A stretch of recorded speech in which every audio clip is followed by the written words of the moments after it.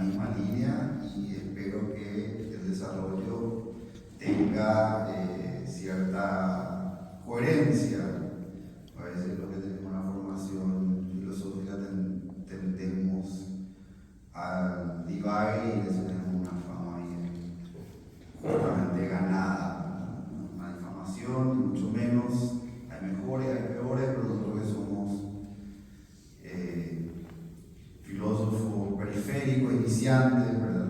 Eternamente iniciantes, vamos a hacer el esfuerzo de leer, seguir pensando en la historia del Paraguay, determinadas claves que a veces pueden ser más o menos polémicas, pero que trata de expresar nuestra lectura, no mía, la lectura de una tradición que yo y muchos otros buscamos darle forma, racionalidad y actualidad.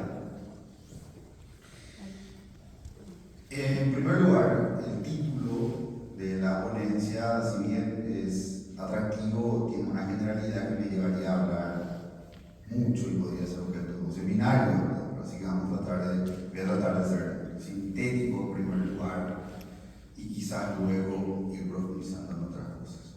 Yo personalmente tengo una determinada lectura que se podría esquematizar de esta manera. Como muchos otros, no voy a empezar a citar autores, tengo una línea de interpretación de la historia en general anticonstructivista. En la modernidad, muchos pensadores piensan que la nación es un efecto de los poderes estatales que lo han construido, reinterpretando, creando, inventando la invención de la nación, como una serie de mitologías, una serie de relatos fundacionales que en realidad nunca existieron y que fueron más bien efectos de una creación demiúrgica del Estado. Bueno, esa posición epistemológica de la historiografía es algo que yo lo comparto y en varios lugares hemos criticado con otros. Yo creo que la estatalidad, es decir, la conformación del Estado Nacional, que es una figura jurídica administrativa moderna, vamos a encontrar el Pacto de Westfalia, tiene una anterioridad en un sustrato cultural, étnico, lingüístico, y en el caso paraguayo me parece eso sumamente claro, al igual que muchos, ¿verdad? Y a diferencia de los historiadores paraguayos contemporáneos, yo creo que la nación paraguaya antecede a la estatalidad paraguaya, al proceso de independencia en 1810, y se puede remontar, por lo menos en su génesis, o en sus orígenes, en su germen, a esa gran civilización que es la nación guaraní. Obviamente, esto no es el postulado de una esencia inmutable que se ha mantenido en el tiempo sin cambios, sin variaciones, sin conflictos, sin disputas. Lejos de sostener una posición esencialista o fijista de que hay una paraguayidad eterna, aunque me gusta mucho el título de natalicio, el Paraguay eterno, ¿verdad? También otras cosas eternas, pero considero que hay elementos que condicionaron cualquier intento posterior de moldear los elementos estructurantes de la nacionalidad paraguaya. Desde ese origen que estaba mencionando hasta determinados hitos históricos, como la Revolución Comunera en el siglo XVIII, un poco antequera y el principio, como siempre se dice, como dicen los historiadores nacionalistas, un siglo antes de la Revolución Francesa, en el Paraguay se proclamaba ya la soberanía del común por sobre los poderes reales. Es un primer momento donde comienza a gestarse una conciencia nacional en un contexto administrativo donde éramos parte del Virreinato de Río de la Plata. Podemos enumerar varios otros hitos, pero otro hito es luego de la Revolución de Mayo en Argentina, el intento de anexión, porque Argentina no existía, en realidad la Confederación de Provincias Unidas o el centro de gravitación que era Buenos Aires, y toda esa playa de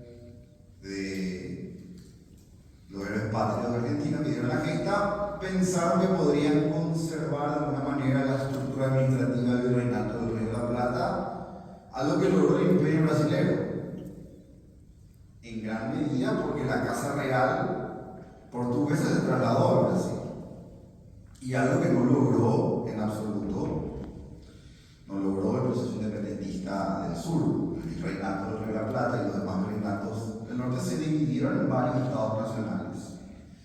Y luego de la Revolución de Mayo de Argentina, acá fueron repelidas las tropas de Belgrano que venían a buscar incorporar a Paraguay a ese proceso de independencia, o a ese proceso de separación en realidad, porque Argentina no tenía claro qué camino iba a adoptar.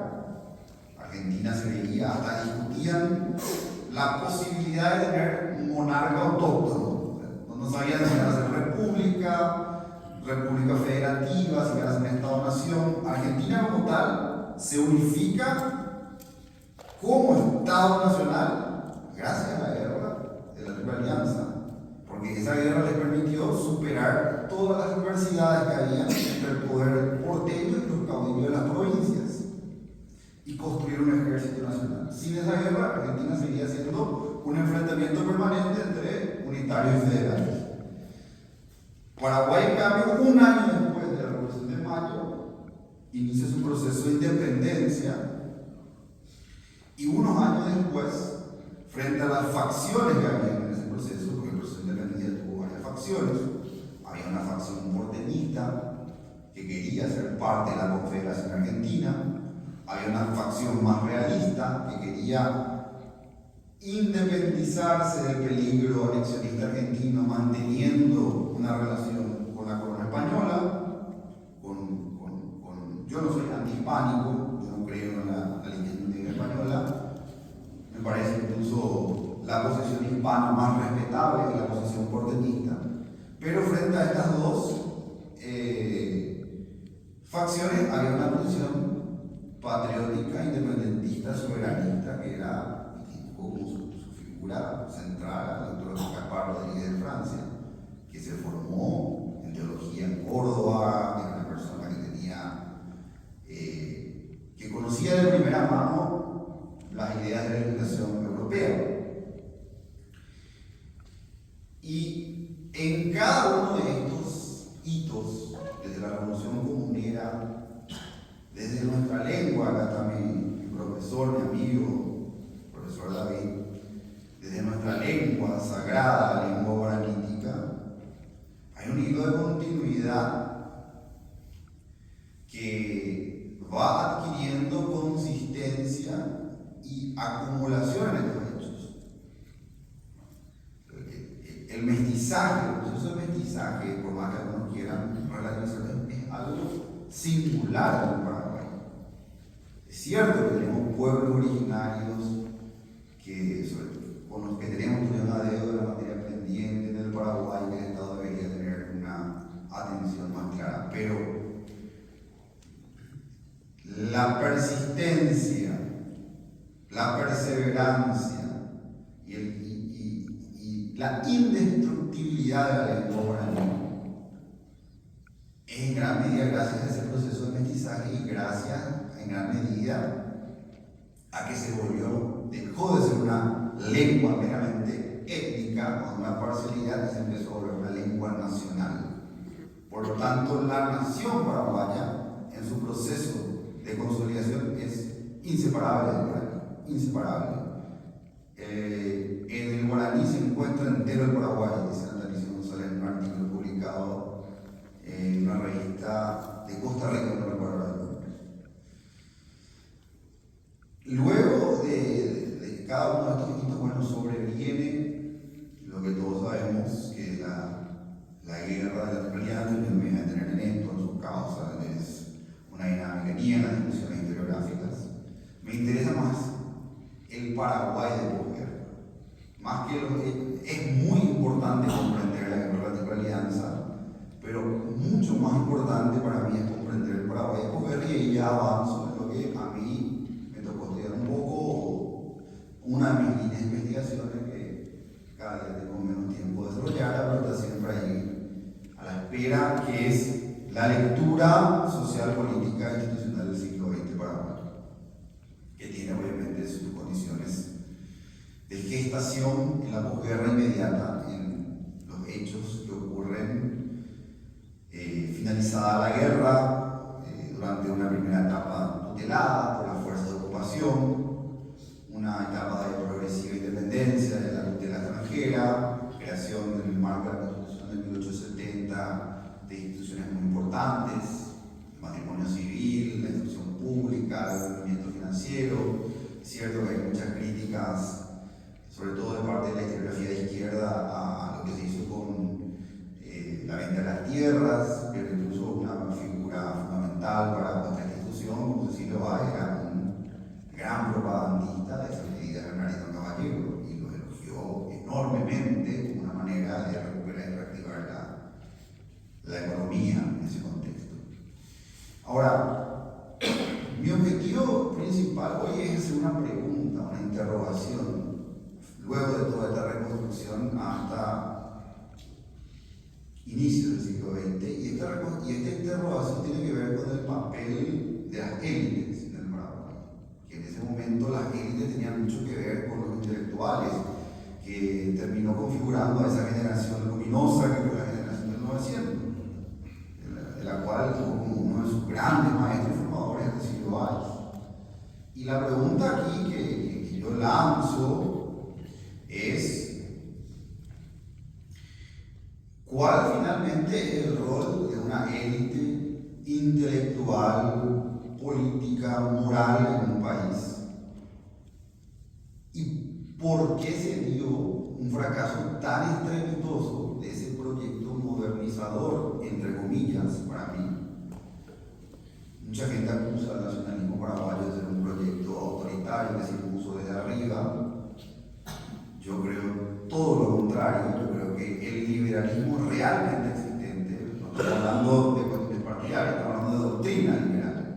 La idea de simplemente copiar la Constitución argentina en 1870, copiar las instituciones presentes en países que tenían esa historia, depurar en clave civilización y barbarie, leyendo y aceptando todos los términos de Domingo Faustino Sarmiento, depurar el guaraní, depurar el naco, depurar nuestras costumbres autóctonas, el cigarro, depurar todo lo que hay en nuestra idiosincrasia. Ese es un proyecto que fue claro, que tuvo su emblema la proscripción del Mariscal López, la prohibición del culto a él, el pueblo no lo respetaba.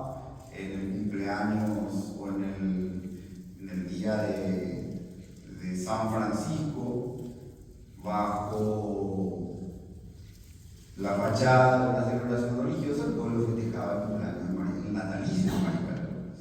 Los alumnos de la naciente escuela normal, luego de la escuela de la capital, resistían, dibujaban como acto de rebeldía juvenil el rostro de Mariscal López, declarado fuera de la ley por decretos del gobierno posteriores a la Guerra de la Triple Alianza.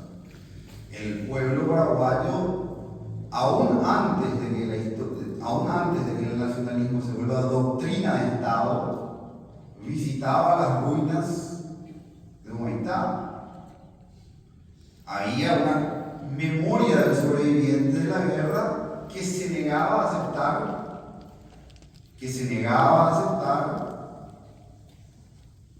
una determinada lectura, visión de la historia que simplemente buscaba la ruptura de la cadena de continuidad de la nación paraguaya.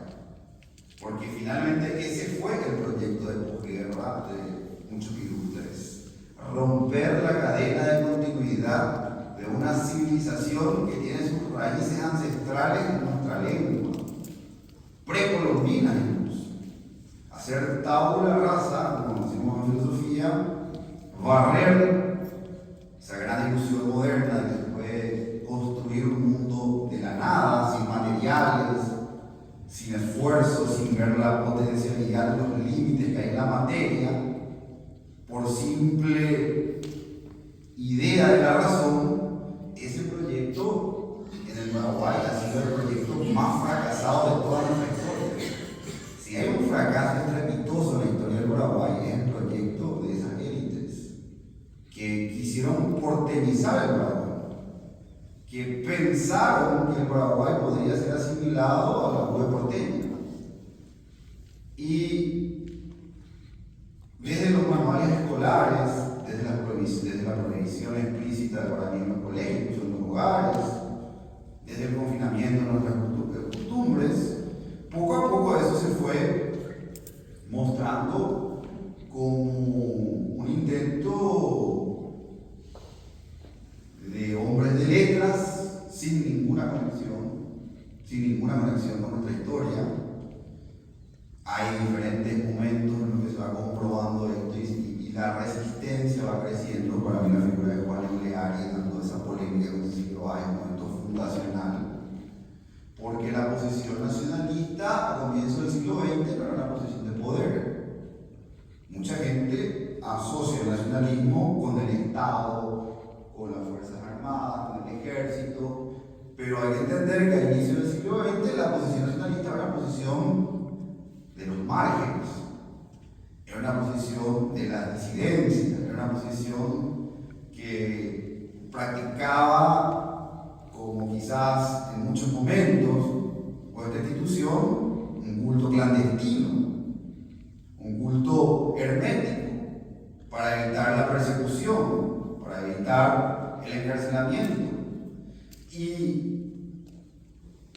pasó de esa dinámica a una dinámica ascendente, donde la fuerza social, que no se puede moldear a gusto y paladar por ningún ideólogo, porque tiene una positividad, una materialidad, y tiene direcciones, tiene barreras, tiene límites que ninguna idea de la razón puede modificar. Eso no significa declarar la impotencia de la razón, significa pensar de otra manera la razón, como capacidad de dar forma a lo que no es inerte, a lo que tiene vida, y no como la locura de creer, de entender que se puede crear instituciones de la nada. Entonces, esa fuerza nacional y social fue creciendo en muchos actos de rebeldía, en celebraciones cada vez más abiertas de la República, hasta volverse, lo que dice, como dice Pilar Rivarola en su libro La impugnación al orden liberal, la lengua común de la política nacional, la lengua franca de la política nacional. ¿Qué significa esto? Que llegó un punto en los años 20 y 30, como en todo el mundo de hecho, donde hablar en Paraguay, para ser escuchado, para ser entendido, para llegar a alguien, había que hablar en clave nacionalista. Si bien hubo movimientos y partidos que lo entendieron esto rápidamente, como la Asociación Nacional Republicana, en el siglo XX, profundiza, para mí no está en su manifiesto fundacional. Yo no creo en absoluto que el manifiesto fundacional de la Asociación Nacional Republicana sea un manifiesto liberal, creo que es un manifiesto republicano. Republicanismo no es sinónimo de liberalismo político. Profundiza en esta línea no solo la Asociación Nacional Republicana, entonces el Partido Republicano, también progresivamente surgen fuerzas como el tiempismo. En el propio liberalismo hay un giro, por eso vamos a tener la generación del 40 con nuevos referentes, Justo Pastor Benítez, Frei Cardoso, grandes figuras, Pablo Máximo Fram, que empezaron a hacer una revisión y a comprender que no hay manera de reconstruir este país, no había manera de reconstruir este país, no había manera de devolver un sentido de identidad, unidad, esperanza y fe en el futuro bajo la vergüenza, bajo el olvido, y sobre todo no había forma de hacerlo renunciando a los mitos fundacionales. No existe nación y comunidad que pueda perdurar en el tiempo sin mitos fundacionales. Por eso a mí me parece un error claro en ciertos estudios académicos cuando al nacionalismo se lo acusa de mistificar las cosas. Es no comprender que la verdad del nacionalismo no está en ser una epistemología de la historia, sino ser un acto y un gesto político de reconstrucción nacional, de recuperación y de restitución de de la unidad de una nación y de su perduración en el tiempo. Eso es el nacionalismo. El nacionalismo no está buscando ser una escuela epistemológica de cómo se comprende el tiempo histórico, de cómo se recolecta, cómo se hace trabajo de archivo. Por eso están los historiadores profesionales, que sigan haciendo su trabajo, que sigan publicando su revista, que seguramente leen entre colegas y demás. Mientras tanto, el nacionalismo hacía política y hacía historia. Y por eso se vuelve la lingua franca de la política, y la izquierda misma, Oscar Cray, por ejemplo, o Tulio Duarte, se dejan de tener una posición pacifista, a mi juicio, desertora como la que tuvieron en la guerra del Chaco, antinacional y antipatriótica, que la deserción es eso, y empiezan a reivindicar empiezan a reivindicar no a López, empiezan a reivindicar el proceso liderado por Francia, empiezan a imaginar que es una suerte de socialismo primitivo. La izquierda siempre trata de poner en sus moldes los hechos, ¿verdad? Esa es su eficacia. Pero lo que quiero decir es que todo el arco político, desde el Partido Colorado de la Izquierda, en los años 20 y 30, habla un código lingüístico, habla un lenguaje, que es el lenguaje del nacionalismo. No hay otro. No había ya ninguna disidencia. El Partido Liberal, que fue el que luego de la posguerra intentó llevar una lucha civilizatoria contra esa autonomía, también se fue nacionalista. Y siempre cuento la misma anécdota. Yo estaba en el secundario y uno de los libros que a mí fue mi bautismo, donde yo empecé a sentir, bueno, esto de ser paraguayo, yo soy paraguayo de verdad, es una novela de un autor liberal, Augusto Pastor Benítez, que un día mi padre me da, La vida solitaria del doctor Gaspar Rodríguez de Francia. Recuerdo que hice un trabajo práctico sobre esa novela y mi profesora se escandalizó por la prosa violenta de la reivindicación del doctor Francia y me dijo que yo no pude haber escrito esto, que era una vergüenza. Me preguntó si yo escribí, ¿verdad? Además. Entonces, nosotros lo que tenemos una visión nacionalista, no nos llevamos muy bien con los historiadores, eso no es un secreto. Esto, después de la guerra del Chaco, va a tener un punto de inflexión. Voy a avanzar un poco más rápido. Un punto de inflexión, ¿por qué? Porque la guerra del Chaco va a generar un problema social. La victoria de la guerra del Chaco va a generar un problema social, que es la desmovilización. Todos los países que tuvieron guerra contra Francia. Los que fueron al frente de combate, luego se desmovilizan.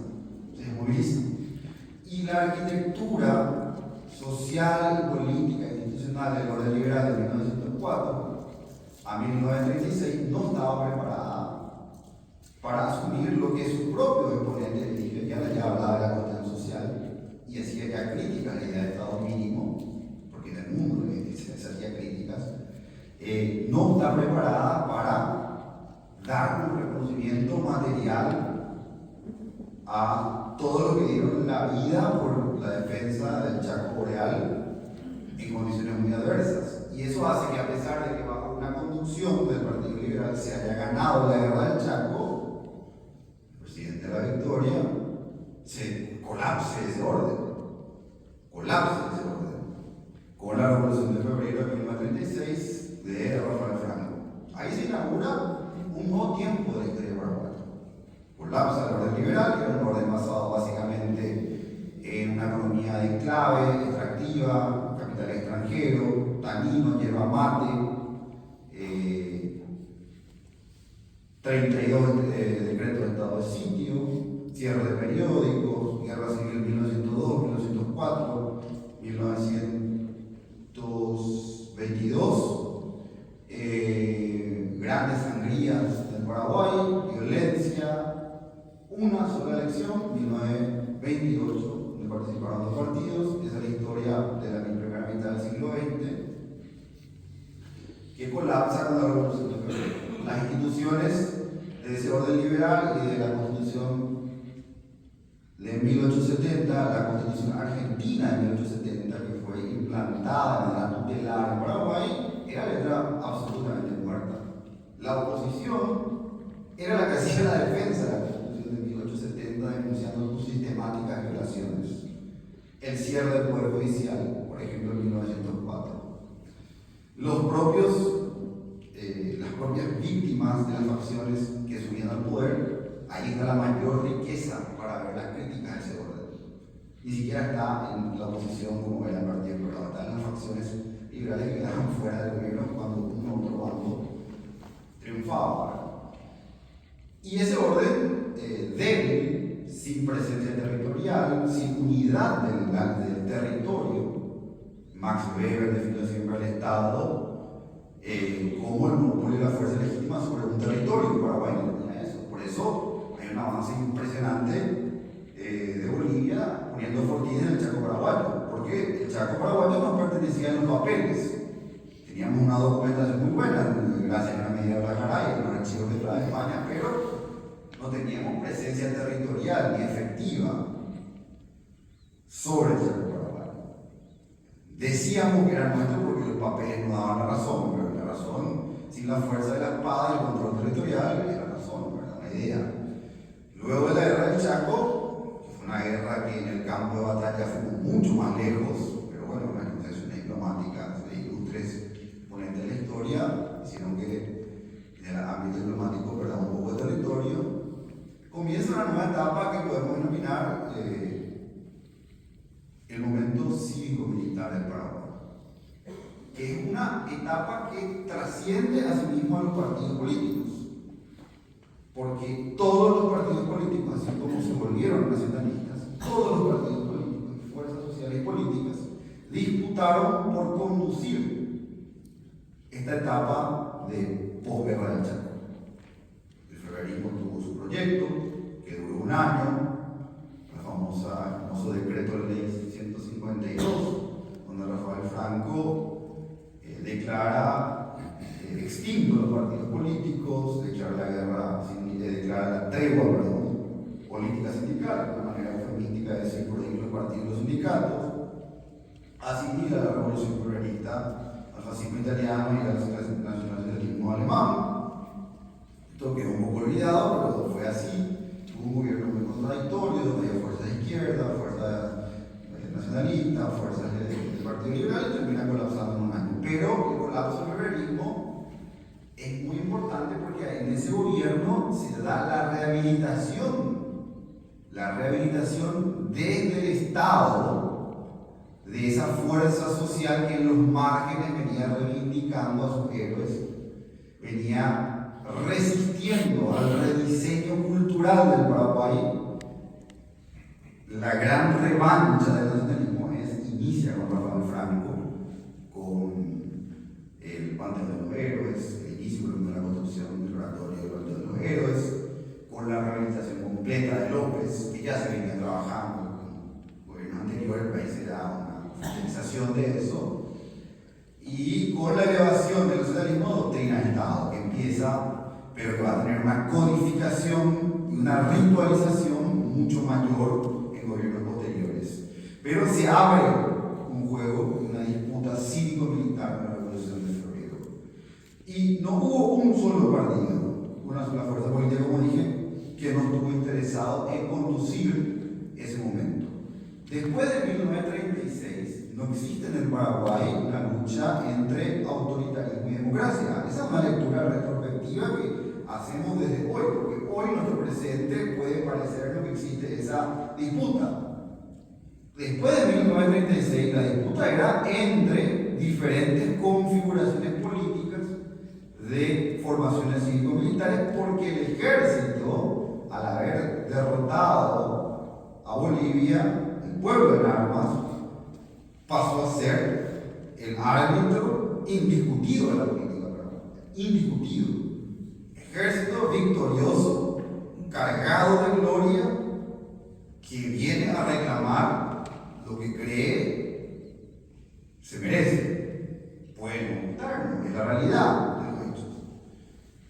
Y todos los intentos de desplazar ese rol arbitral del ejército hasta 1989, yo diría hasta 1998, con el marzo paraguayo, fracasaron.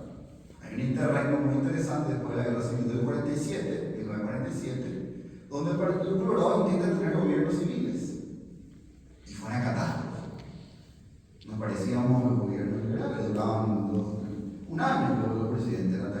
González, Raimundo Rolón, Morán López, hasta que, bueno, Federico Chávez duró un poquito y después viene la gran resolución de lo que Víctor Jacinto Flecha llama situación de empate catastrófico en todo ese periodo.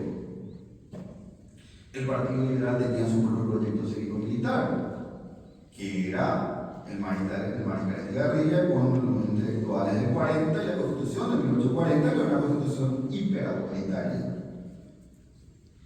unicameral, con poderes hiperconcentrados en el Ejecutivo, y un accidente totalmente evitable impidió la prosecución de ese proyecto con una figura como el Mariscal Estigarribia, que tenía todos los honores, todo el carisma, toda la ascendencia sobre el Paraguay, figura indiscutida, así como también lo que era su manera Rafael Franco de liderar ese proceso del Partido Liberal. Bien podríamos haber tenido, si el Mariscal Estigarribia no tenía los problemas que tuvo, que algunos lo conocemos, y no moría trágicamente por problemas que no tienen que ver con lo político, podría haber sido el Stroessner paraguayo, pero no lo fue. No lo fue, tema que una lección también para la vida privada de mucha gente. Lo fue después el gran ordenador, con todas las contradicciones, como bien decía el profesor Silvero, con todas las exclusiones. El primer excluido, perseguido son las facciones del partido que no lo aceptan, el gobierno ya de Stroessner. La purga de 1958, no era ningún partido, fue una purga, a los más fuertes se les dio embajadas, Natalicio de Fan México, Federico Chávez Francia, y fue la manera de articular que tuvo el estronismo hasta los 80, donde hubo una gran cohesión, me voy a detener en la Constitución del 67, que fue importante, pero en los 80 de vuelta esa unidad se empieza a resquebrajar en el Paraguay, ya en 1982 en la famosa convención, donde Mario Abdo, el padre, escala posiciones muy fuertes dentro del Partido Colorado y sectores más tradicionalistas, que después se va a volver el tradicionalismo colorado, resisten contra lo que era la militancia estronista. Ya había una división interna dentro de la fuerza hegemónica entre militancia y tradicionalismo colorado. Y el eslogan del tradicionalismo era: nosotros somos los verdaderos militantes, no estos advenedizos, como decían, ¿verdad? Muchos se hicieron colorados en la época de Stroessner. Siempre esta cuestión, mucha gente cree que es nueva, que Colorado, acusamos a Colorado de ser nuevo advenedizo. Esta es la historia del Partido Colorado. En los 80 se da.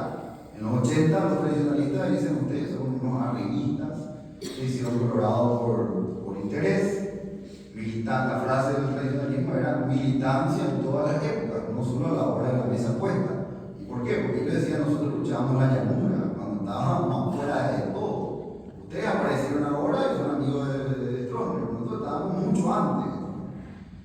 Esta división interna desemboca en la caída de Stroessner en el 89, que fue obra de la dinámica conflictiva interna del Partido Colorado y de las Fuerzas Armadas, donde había coroneles que no ascendían y que estaban ya hartos de no ascender, aliándose a la facción tradicionalista, obviamente apoyo geopolítico norteamericano, que tumban a Stroessner y comienza el primer proceso democrático paraguayo. Paraguay no tiene proceso democrático previo a Stroessner. Es más, con toda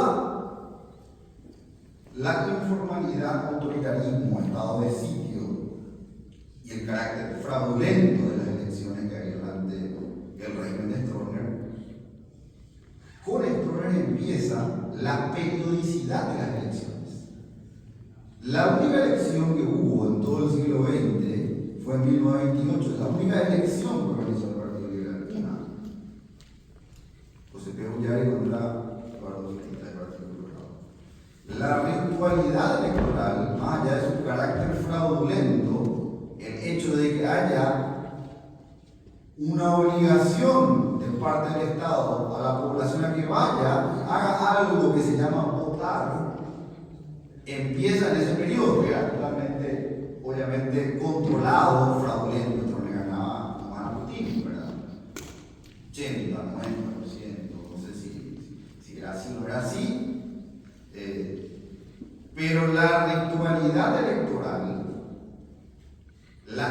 introducción a lo electoral, y esto es una cuestión fáctica, la realidad puede ser bien buena o mala, pero hay que enojarse con la realidad, cuestión fáctica, la ritualidad electoral de Paraguay, el hecho de que haya elecciones periódicas, comienza en esta etapa. Además, obviamente, de la ampliación de derechos electorales a sectores que antes estaban excluidos. Porque antes de esto, a las mujeres no se les dejaba votar. Y a las mujeres se les consideraba una extensión de sus maridos.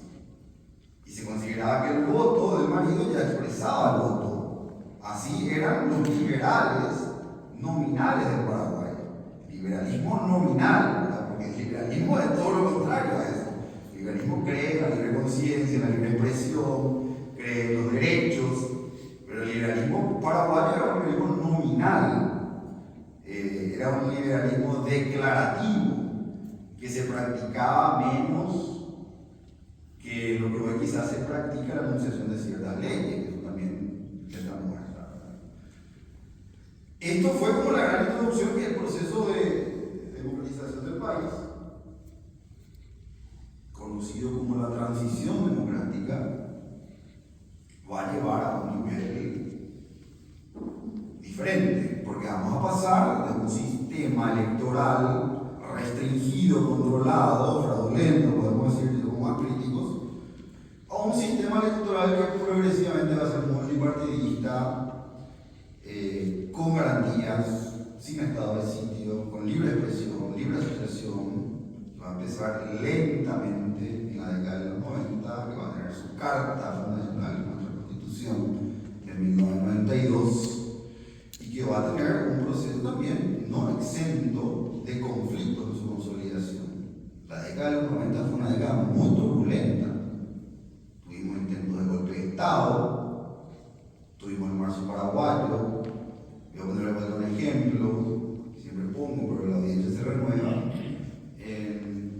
En los 90, por lo menos para mi generación, yo tengo 40 años, no sé si soy viejo o joven acá, eso siempre depende del auditorio. En los 90, no sé si también porque yo era parte de una familia muy politizada, cuando había un apagón, nosotros pensábamos, por lo menos en Chile, que había un golpe, posibilidad de golpe de Estado. Cuidado con el golpe.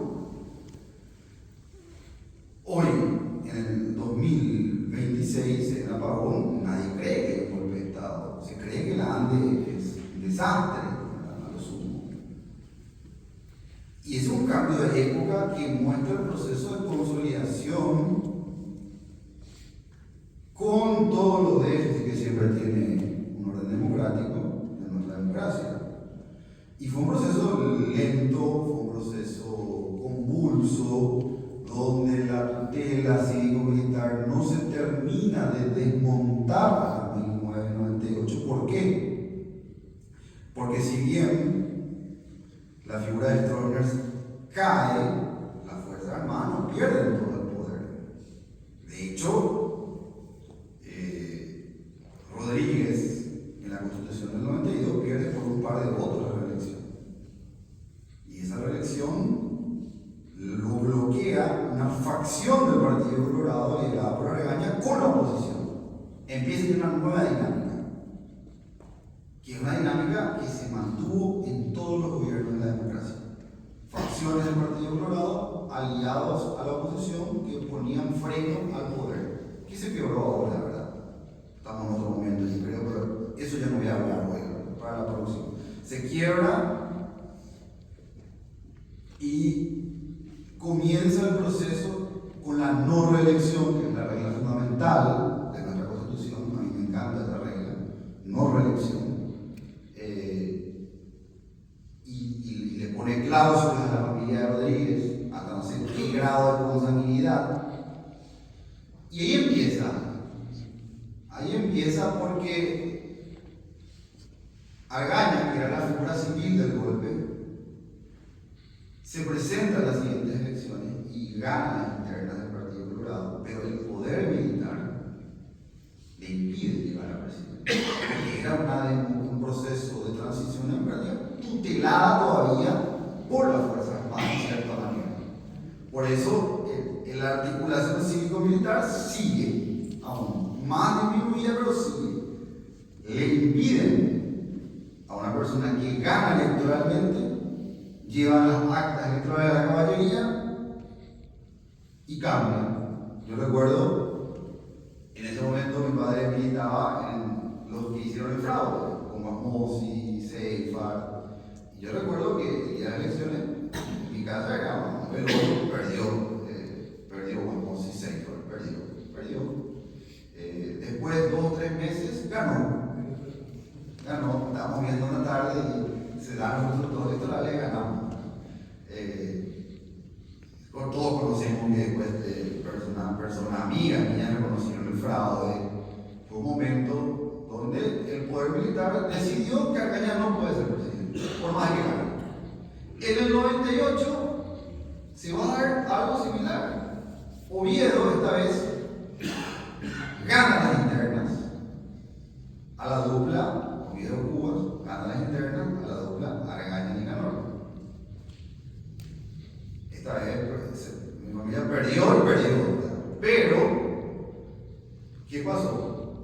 Un tribunal militar decidió que Oviedo no va a ser candidato y le metió preso por un intento de golpe de Estado que había hecho contra Guatemala. Otra vez el poder militar tuvo una injerencia en un proceso electoral, sacándole de camino a Oviedo. Por eso se conforma esa dupla Cubas-Argaña, porque le sacan a Oviedo por un juicio, no en estado judicial, un juicio militar. Esa dupla va a tener una de las elecciones más grandes del Partido Colorado porque unificó a las dos figuras. El eslogan era tu voto vale doble, ¿verdad? Cubas al gobierno, al palacio y al poder, y los regatistas también apoyaron porque Argaña era parte de la chapa, la candidata a vicepresidente. Pero ese hecho, esa doble exclusión, va a terminar en lo que ya sabemos, el marzo paraguayo. Y luego del marzo paraguayo se da algo muy importante para la consolidación y la salida de eso que empezó en 1936, que fue la articulación cívico-militar. Renuncia Cubas, se va al exilio, Oviedo se va al exilio, y las Fuerzas Armadas quedan tan debilitadas que no pueden intervenir y no intervienen, y tenemos al primer presidente de la República surgido de una decisión del sistema de partidos. El presidente González Maqui, mal o bien, no vamos a entrar a juzgar su gobierno, es el primer presidente elegido no directamente por la soberanía popular, porque no fue producto de elecciones, pero sí por el sistema de partidos, porque el Congreso lo elige, y la Corte lo ratifica y el poder militar no lo ratifica, y no interviene. Es el primer presidente post-cívico-militar, aunque no electo, el primer presidente post-régimen cívico-militar electo por las urnas es el General Duarte Frutos. Y luego de ese gobierno ya viene la alternancia.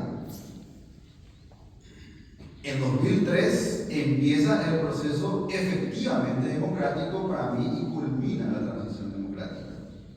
Y el primer hecho luego del inicio del proceso efectivamente democrático en mi periodización es la alternancia política, con la victoria de Fernando el Hugo, que produce una transición ordenada, pacífica, como si fuésemos una gran república, y hubiéramos olvidado la época en la que en el siglo XX colorados liberales se mataban a balazos, se hacían guerras civiles, golpes, cuartelazos, se perseguían, se torturaban. De pronto en el 2008 hay una entrega pacífica sin derramamiento de sangre de un poder a otro, la primera en la historia del Paraguay, la primera. Luego, con las mismas reglas de juego, el partido lo vuelve a ganar. Y estoy seguro que si vuelve a perder, lo va a entregar de vuelta. No hay condiciones en este país para hacer ningún tipo de intervenciones militares. Las Fuerzas Armadas tienen una posición hoy institucionalista. Ese es el recorrido básico. Y voy a ir terminando terminando con una reflexión que apunta a ser un poco más prospectiva, más de cara al futuro. Primera lección que yo creo que para mí es importante: las élites intelectuales de Paraguay han fracasado rotundamente cuando no lograron interpretar el principio que guía la génesis y consolidación de la nación paraguaya. Segunda cuestión: Paraguay tuvo un lento proceso de construcción de las instituciones republicanas y democráticas que siguen estando hoy en estado y etapa de consolidación con muchos desafíos. No tuvo una historia democrática anterior, por ejemplo, a diferencia de otros países donde los regímenes militares del Cono Sur realmente interrumpieron el proceso democrático. En Argentina, por ejemplo. Por eso, el proceso de reorganización nacional de Videla y compañía se pensaba como un proceso transitorio para restituir la democracia. En el medio mataron no sé cuántas personas, me hicieron un desastre, ¿verdad? No solo en términos de derechos humanos, también en términos sociales y políticos. Pero en Paraguay no había ningún periodo democrático anterior. Empieza en 1989, se consolida en los 90 con la salida quizás de la injerencia fáctica de las Fuerzas Armadas y la consolidación de instituciones electorales independientes. Tenemos un Tribunal Superior de Justicia Electoral, tenemos procesos electorales abiertos a la comunidad internacional, tenemos reglas de juego claras, muchas de ellas hechas por la propia oposición, como el bloqueo de las listas, una regla electoral que inventó la oposición, no sé por qué, y hay un avance progresivo de institucionalidad que a partir del 2003 va a dejar de ser solamente institucionalidad democrática electoral y va a empezar un nuevo ciclo de construir una institucionalidad económica y social con todas las reformas económicas que se inician en ese periodo, fiscales, también sociales. Surge la primera política de protección social, surge el programa temporal, el programa Abrazo, surge la primera beca de TICU, todos programas y líneas de protección social que los diferentes gobiernos, Fernando Lugo, Horacio Carte, Mariano Benítez, el presidente Peña, fueron ampliando y dándole fuerza y consistencia y protegiendo ese modelo económico paraguayo que trata de ser cada vez más pujante, atractivo para la inversión extranjera. Todo eso inicia en el 2003 con el reordenamiento económico y la salida de la crisis económica. Y es lo que posiciona a Paraguay ante el mundo como un país atractivo. Ahora, esos dos consensos democráticos, consensos económicos, sociales y económicos, yo siento que reclaman algo más. Reclaman algo más si queremos entrar con más fuerza con un proyecto de país pensado para el mundo que se viene, con un proyecto de país que, sin renunciar a la innovación, a la creatividad, a la desburocratización del Estado, a una mayor eficiencia, a una mayor racionalidad, todo lo que se tiene todavía como desafío, apunte a defender la idea de que Paraguay puede ser una identidad que perdure y se integre al mundo con sus propias características y su propia historia. Frente a la uniformación de los poderes globales, frente a la idea de que la diversidad solamente es diversidad de los individuos y no de los pueblos, yo creo que el concepto de diversidad, si vamos a ser justos, tiene que también ser de los pueblos. Nosotros como paraguayos tenemos derecho a existir, a persistir, y la paraguayidad no es una cuestión ni étnica, no es una cuestión racial, no es una cuestión que tenga que ver siquiera con un derecho de tierra.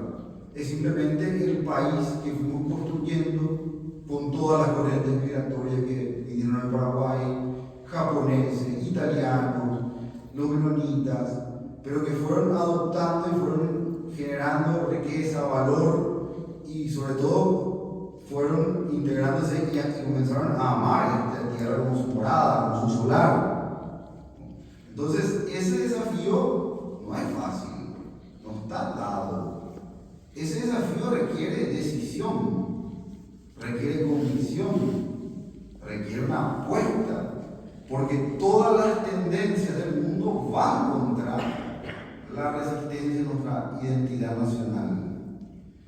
Y creo que por eso es necesario, además de los dos consensos, democrático y económico y social, un consenso que sea cultural, educativo, moral, pero sobre todo espiritual en el Paraguay. Como hablábamos hoy con el arquitecto, espiritual no significa religioso. Hay una espiritualidad nacional que se alimenta y se cristaliza en nuestras batallas, en nuestra lengua, en nuestros héroes, en nuestras fechas conmemorativas, en nuestra bandera, en nuestros cánticos, en nuestra polca, en nuestra guaraña, en nuestro castellano guaranizado, porque incluso el que no habla el guaraní habla un castellano que tiene la cadencia, el ritmo y la construcción sintáctica que le marca el guaraní. Eso es lo propio del castellano paraguayo. Quizás el castellano hablante que no es guaraní no se dé cuenta, pero habla un castellano marcado por la construcción que tiene el guaraní. Y nosotros no podemos renunciar a eso. Renunciar a eso es renunciar a una historia, a una singularidad y a algo que no es un exotismo. No es una cuestión arqueológica de preservación museística. Protejamos la especie de extinción que alguna vez fue el Paraguay. No. La paraguayidad, la historia nacional, no es ninguna pieza de museo que hay que conservar por afán arqueológico o por afán etnológico, antropológico, como muchos antropólogos quieren conservar no sé qué cosa. Esta es una tierra que ha aportado a la humanidad, que ha hecho aportes a la humanidad, que tienen rango universal. Su lengua, su música, la guaraña, todo lo que se ha hecho en materia de botánica, reconocido por Moisés Bertoni, por varios científicos. Todo lo que el Paraguay ha dado en materia de letras, de literatura, tenemos un premio Cervantes, más allá de los reconocimientos que nos puede dar el Centro Europeo, tenemos un poeta, cantor de la gloria como es Emiliano Hernández Fernández. Paraguay participa de lo más grande que tiene la humanidad, no como un pueblo que simplemente merece ser conservado por las fuerzas globales, no, porque ha hecho aportes sustantivos a cualquier idea de humanidad que incluya lo local. Lo local no significa aislarse, lo local no significa ser atrasado, ser simplemente periférico en estas tierras. Como decíamos al inicio, surgió el grito de libertad más moderno, que es que el común no puede ser relativizado por poderes imperiales. En esta tierra surgieron los máximos sacrificios en defensa de una idea moderna que es la idea de nación. La Revolución Francesa se hace en nombre de la nación. Ahora, el problema es que muchos europeos creen que solo ellos tienen derecho a ser nacionales, porque si nosotros lo reivindicamos somos modernos, somos bárbaros. Y la modernidad paraguaya se construyó en base a esa reivindicación de la nación. En este país surgió la guaraña, en este país surgieron tradiciones que hoy son consideradas patrimonio de la humanidad, incluso por organizaciones como la UNESCO, las Naciones Unidas. Entonces, para mí existe un orgullo de ser paraguayos, para mí existe una historia que muestra un núcleo de sentido y un principio que hay que defender, y eso requiere compromiso, eso requiere comprensión de la historia, y eso requiere evidentemente un nuevo consenso, un nuevo entendimiento más allá de nuestras diferencias, más allá de nuestras diferencias ideológicas, políticas. Comprender que nos debe unir esa historia y que esa historia permanentemente o de alguna manera nos termina uniendo en determinadas ocasiones.